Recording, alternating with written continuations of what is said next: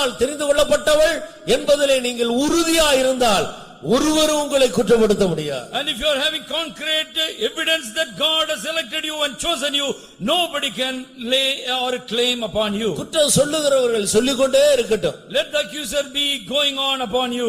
ஆனால் தேவனுடைய குற்றவாளியாக தீர்க்க மாட்டார். But God will never accuse you of any flaws. அருமையான தேவனுடைய பிள்ளையே, O beloved child of God, தேவன் தெரிந்து கொண்டவர்கள் மேல் குற்றம் சாட்டுகிறவன் யார்? who shall lay anything to God's own elect? இந்த கால வேளையிலே நீ எப்படி இருக்கிறாய்? How are you right in this morning time? இந்த கால வேளை இந்த தேவனுடைய வார்த்தை நீ எப்படிப்பட்டவனாக உனக்கு காட்டிக் கொடுக்கிறது. And if this word of the Lord is addressing and pinpointing your life, in which manner? உன்னுடைய குற்றங்களை உனக்கு காட்டிக் கொடுக்கிறதா? Is it so the word of God is pinpointing some flaws? மற்றவர்கள் உன்னை பற்றி இப்படி எல்லாம் குறை சொல்லுகிறார்களே என்று உன்னை அதைரியப்படுத்தும்படியாக இந்த வேத வசனம் உனக்கு காட்டிக் கொடுக்கிறதா? Or this word of the Lord is accusing you that so many people are make so much of accusation against you? இல்லை, நீ தேவனால் தெரிந்து கொள்ளப்பட்ட ஒரு நபர், உன்னை யாரும் குற்றப்படுத்த முடியாது.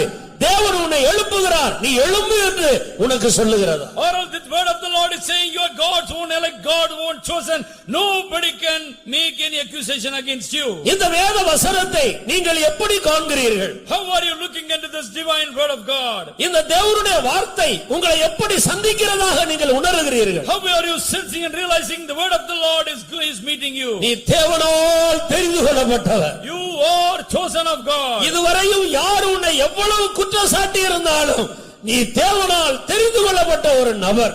And although people may be making many false accusation against you, but you are chosen of God. நீ நஷ்டப்பட மாட்டாய். You shall not go astray. நீ தோல்வி அடைய மாட்டாய். You shall not meet defeat. இந்த கிறிஸ்துவ வாழ்க்கையில் நீ வீழ்ச்சி அடைய மாட்டாய். You shall not be stumbling and falling in your Christian race. தேவன் உன்னை தெரிந்து கொண்டிருக்கிறார். God has chosen you. நீ எழும்பு என்ற இந்த வார்த்தை உன்னை உயிர்ப்பிக்கிறது. The word of the Lord is quickening you, saying you be arisen.